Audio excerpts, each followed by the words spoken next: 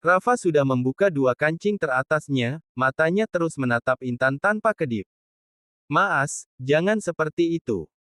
Intan akhirnya berbicara, suaranya terdengar bergetar, ada rasa takut juga terselip rindu. Susah sekali sepertinya membuatmu menjadi penurut. Rafa bukannya mendengar omongan Intan, dia justru sudah membuka kancing ketiga kemejanya, hingga seperempat tubuhnya kini terlihat. Mas. Intan memundurkan tubuhnya dengan bantuan kedua tangannya, wajahnya kini terlihat pucat, ia tak tahu apa yang harus ia lakukan, sepertinya Rafa sudah benar-benar kesal padanya. Katakan Intan, apa sebenarnya yang kamu mau? Rafa terus melangkah maju. Intan bingung apakah yang ada di pikirannya harus ia katakan. Katakan Intan. Aku mau kita sudahi saja hubungan kita, Mas. Dengan keberanian yang dipaksakan dan suara bergetar Intan mengatakan itu bukanlah kemauannya tetapi keadaan yang membuatnya harus mengatakan itu, tak mau mengecewakan kedua orang tuanya Mama Ellen dan juga ibunya. Apa katamu? Rafa terkejut dengan apa yang diucapkan Intan, langkahnya terhenti. Aku ingin kita sudahi saja hubungan kita, Mas. Intan mengulangi kembali ucapannya. Jaga ucapanmu dan jangan ngelantur Intan, Mas tidak akan pernah melepaskanmu. Bentak Rafa tanpa sadar. Tapi Mas, kita akan mengecewakan semuanya jika diteruskan. Semuanya. Siapa maksudmu Intan? Apa kamu sudah mencoba mengatakan ini pada Mama juga ibumu? Apa kamu yakin mereka kecewa? Itu hanya ketakutanmu saja, tak ada alasan untuk mereka untuk tidak merestui hubungan kita. Kini Rafa sudah duduk di hadapan Intan. Tapi Mamah memintaku, ucapan Intan terhenti. Mamah meminta apa? Rafa menatap tajam Intan. Mamah memintaku agar berbicara pada Mas untuk mau menerima perjodohan Mas dengan Kak Diana. Ucap Intan dengan suara pelan. Apa itu yang membuatmu menjauhi Mas? Dan Kak Diana juga memintaku untuk membuat kalian lebih dekat. Lanjut Intan. Rafa terlihat tidak suka dengan apa yang diucapkan Intan barusan, sudah cukup ia dibuat kesal dengan Diana yang selalu memintanya untuk menemaninya beberapa hari ini, hingga ia pun melupakan janji dengan Intan saat itu. Lalu apa kamu mau membantu Mamah, juga Diana? Aku bisa menolak keinginan Kak Diana tapi untuk Mamah. Kamu tidak bisa menolak jika itu permintaan Mamah begitu. Rafa sudah paham betul sifat Intan. Intan mengangguk. Jadi kamu mau kita akhiri saja hubungan kita ini. Entah mengapa Intan ingin sekali meralat ucapannya barusan, ia ingin melepaskan Rafa tapi begitu Rafa mengucapkan itu hatinya sakit sekali, Intan yang labil atas perasaannya, sebenarnya cinta tapi selalu saja memikirkan orang lain. Apa kamu ingin kita berpisah? Rafa mengulangi lagi ucapannya, ia tahu betul apa yang sedang dipikirkan kekasih kecilnya ini, yang sedang bergelut dengan pikirannya. Intan mengangguk lemah, ia memilih sesuatu yang tidak ia inginkan sebenarnya. Rafa begitu kecewa dan sakit hatinya melihat keputusan yang Intan pilih. Rafa tahu betul Intan sebenarnya mencintainya tetapi Intan selalu mengorbankan dirinya demi orang lain. Dengan kasar Rafa menarik tengkuk Intan lalu menempelkan bibirnya juga dengan kasar, tak ada kelembutan nafsu dan amarah yang mendominasi dalam ciu asterisan kali ini, Intan memukul-mukul kecil dada Rafa namun Rafa tak peduli, asterisan kasar yang Rafa berikan terus, dan ciu asterisan itu terhenti saat Rafa merasakan ada yang basar pada pipinya, rupanya Intan menangis. Sekilas Rafa melihat bibir mungil Intan terlihat bengkak akibat ulahnya. Namun Rafa justru keluar dari kamarnya tanpa kata apapun. Meninggalkan Intan sendirian yang sedang merutuki kebodohannya, ingin sekali Intan menangis dengan kencang saat ini tetapi ia sadar dirinya masih berada di rumah Mama Ellen, akhirnya ia mencoba menarik nafas dalam-dalam agar sesak di dadanya hilang, ia pun mencuci wajahnya di kamar mandi yang berada di kamar Rafa, dan keluar dari kamar dengan melihat ke sekitar terlebih dahulu agar tidak ada yang melihatnya keluar dari kamar Rafa. Intan berjalan menuju dapur, ia melihat Mama Ellen yang masih memasak dibantu dengan bibi. Mah, aku bantu ya. Sudah nak istirahatnya. Kamu pasti lelah ya. Rafa bilang kamu ketiduran. Iya mah, maaf ya mah. Intan menjawab dengan gugup. Sudah kamu duduk saja nak, ini sudah selesai kok, hanya tinggal disiapkan saja.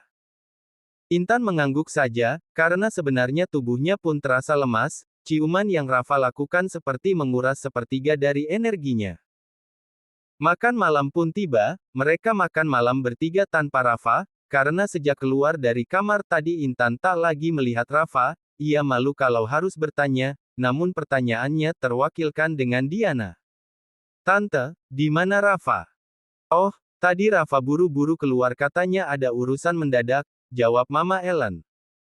Yah, padahal aku ingin sekali makan malam dengan Rafa, ucap Diana yang sedikit kecewa karena tidak ada Rafa.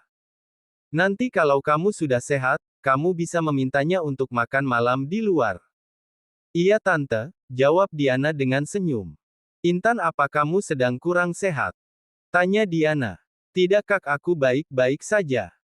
Iya mama perhatikan dari tadi kamu diam saja, dan itu coba lihat itu nasimu hanya diaduk-aduk saja, Mama Ellen menimpali omongan Diana. Tidak mah, aku hanya lelah saja.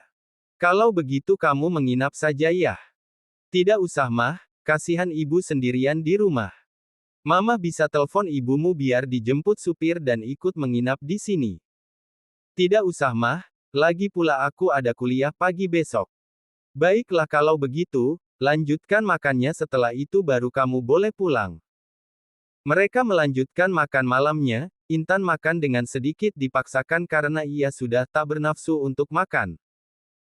Setelah makan malam itu selesai Intan pamit pulang, ia keluar dari rumah Mama Ellen pukul 9 malam, jarak dari rumah Intan ke rumah Mama Ellen lumayan jauh, dengan penuh hati-hati Intan mengendarai motornya. Pikirannya fokus ke jalan yang ia lewati tak ingin konyol melamun di jalan yang bisa membahayakannya nanti. Namun hampir separuh perjalanannya Intan merasa ada yang mengikuti. Tetapi Intan tak berani untuk melihatnya karena kini ia merasa sangat takut, kalau-kalau yang mengikutinya itu adalah orang jahat, itu membuat Intan menambah kecepatan kendaraannya, jalanan yang sudah mulai lenggang membuat Intan leluasa melakukan itu. Kenapa harus ngebut seperti itu sih? Lelaki di dalam mobil itu meremas kesal pada kemudinya, sambil terus fokus melihat pergerakan wanita di depan kendaraannya. Saya akan tetap berada di sisimu tanpa kau sadari, menjagamu sampai nanti kita bersama kembali, hati ini tetap kosong tanpa niat mencari pengganti, karena sang empunya hati suatu saat pasti kembali. Pergilah sejauh mana kamu bisa, berlarilah tanpa jeda, terbanglah setinggi di angkasa, namun pada saatnya sayalah menjadi akhir dari segalanya. Rafa termenung di depan jendela ruangannya, melihat gedung-gedung menjulang yang berjajar rapi, ia tak menyangka hatinya segalau ini hanya karena gadis kecil itu. Gadis yang sudah memenuhi ruang di hatinya. Apa Rafa menerima keputusan Intan saat itu? Tentu saja tidak, ia hanya memberi jeda pada Intan agar dia bisa berpikir akan perasaannya, mengorbankan perasaan untuk seseorang tak akan mudah seperti yang dia ucapkan. Hampir 2 minggu sudah Rafa dan Intan tak ada komunikasi, Rafa menjalankan hari-harinya seperti biasa sikap dingin dan tegas kembali seperti semula, senyumnya yang dulu sering terbit kini memudar, ia tak lagi mau menerima permintaan Diana walau hanya sekedar menemaninya makan di rumah mamahnya, atau mengantarkannya ke apartemen, semua orang melihat perubahan dalam diri Rafa, termasuk mamahnya, ia melihat ada yang berbeda di diri anaknya, namun setiap kali ditanya jawabannya hanya tidak ada apa-apa. Tak hanya Mama Ellen, Bu Ida juga melihat perubahan Rafa juga anaknya Intan yang kini menjadi pendiam, lebih sering berada di kamar dengan alasan sedang mengerjakan tugas, ia sudah tak lagi melihat Rafa dan Intan mengobrol atau hanya sekedar bercanda di teras seperti biasa yang mereka sering lakukan dulu, batin seorang ibu memang kuat untuk anak gadisnya. Rafa sudah jarang sekali sarapan atau makan malam di rumah Bu Ida karena kesibukannya. Minggu depan Intan akan mulai magang, hanya saja ia belum tahu akan magang di mana, ia ingin sekali magang di perusahaan besar agar dapat mempelajari hingga suatu saat nanti bisa jadi bekalnya saat bekerja. Rafa disibukkan dengan setumpuk pekerjaannya, ia seperti terlihat tak ada hentinya bekerja dari pagi hingga malam. Bahkan makan siang pun kadang ia lupa jika tak diingatkan oleh Sandy. Sandy selalu memperhatikan bos sekaligus sahabatnya itu. Ia yakin Rafa pasti sedang ada masalah pribadi yang sedang dihadapi, karena menurutnya semua pekerjaan bisa dihandle Rafa dengan baik. Apa dia udah putus ya sama Intan? Pokoknya gue harus cari tahu nih, sebelum bos jadi batu lagi, gumam Sandy dalam hati. Namun Sandy bingung bagaimana caranya bisa bertemu Intan, sedangkan no ponselnya saja ia tidak punya. Jam makan siang tiba, Sandy sudah membawakan makanan siang ke ruangan Rafa. Ia tak mungkin makan sendirian di kantin sedangkan bosnya tak keluar sama sekali, sehingga ia berinisiatif untuk membawakannya makan siang. Bro, ayo makan dulu, sudah waktunya makan siang. Ham, artinya apa sih itu? Kesal Sandy. Rafa pun bangkit dari kursi kebesarannya menuju sofa di mana ada Sandy. Nih, Sandy menyodorkan makan siangnya pada Rafa. Rafa menerimanya tanpa kata, wajahnya datar saja. Mereka makan dalam diam namun Sandy sesekali melirik ke arah Rafa. Bro, lo lagi ada masalah apa? Sandy memberanikan diri untuk bertanya, setelah selesai makan, ya walaupun itu belum tentu dijawab oleh Rafa. Masalah apa? Jawab Rafa. Kenapa malah balik bertanya? Sandy kesal. Sudah sana kembali bekerja, tolong suruh Op membersihkan itu. Rafa tak menjawab pertanyaan Sandy.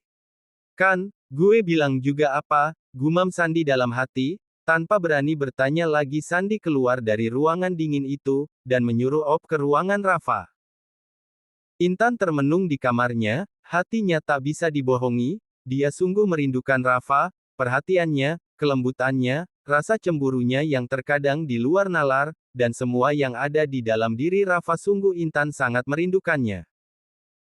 Bahkan ia sampai bermimpi kalau Rafa menciumnya dengan kesyahduan dan kelembutan yang biasa Rafa lakukan. Jika sedang rindu Intan merasa hatinya begitu sesak, dan ingin sekali ia mendatangi Rafa dan langsung memeluknya dengan erat, tak ada yang membuatnya nyaman selain berada dalam pelukan Rafa. Dan apakah Intan menyesal dengan berakhirnya hubungan mereka? Jawabannya adalah iya, dia sungguh sangat menyesal. Bahkan dengan bodohnya ia selalu memeriksa ponselnya setiap detik menunggu pesan yang selalu dikirimkan Rafa untuknya. Mas Rafa, aku kangen. Intan memegang dadanya. Di sebuah kamar Rafa memegangi dadanya yang tiba-tiba saja berdetak kencang. Keesokan harinya Sandy seperti menerima durian runtuh. Oh tidak-tidak dia seperti menerima bonus yang besar saat menerima berkas beberapa mahasiswa yang akan magang di kantor ini. Pucuk dicinta ulam pun tiba, Sandy seperti orang gila menciumi berkas yang dipegangnya. Mudah-mudahan setelah ini bosnya akan menjadi manusia normal kembali, karena ia takut jika terlalu lama bosnya akan berubah menjadi manusia batu. Tok, tok, tok, Sandy mengetuk ruangan Rafa. Masuk. Bro, gue ada kabar baik buat lo. Rafa melirik sekilas Sandy lalu fokus kembali ke pekerjaannya. Iwas bro, lo mau denger ga? Kalau hanya untuk bergosip, lebih baik keluar, mengganggu saja. Santai bro, gue mau ngasih tahu lo, tentang mahasiswa yang akan magang di kantor ini. Saya tidak peduli, sudah sana keluar sebelum gajimu dipotong, dan bahkan bulan ini bisa-bisa tak terima gaji. Rafa menatap datar sahabatnya itu. Wits, janganlah gue udah janji sama dia. Sandy menutup mulutnya, ia tahu Rafa tak ingin mendengar nama itu. Rafa menatap tajam Sandy, dan itu membuat Sandy mengurungkan niatnya untuk memberi informasi mengenai nama-nama siapa saja yang akan magang di kantor ini. Sebentar lagi juga lo bakalan bahagia seperti orang gila lagi, bahagia gila, stres juga gila, kesal Sandy dalam hati sambil berjalan menuju keluar dari ruangan Rafa. Intan kini dilanda kebingungan mengapa ia bisa lupa dengan nama perusahaan itu. Intan mondar-mandir di kamarnya dengan perasaan gelisah. Aduh, kenapa aku bisa lupa sih? Bagaimana nanti kalau di sana bertemu dengan, gimana ini? Intan mengusap rambutnya kasar hingga berantakan.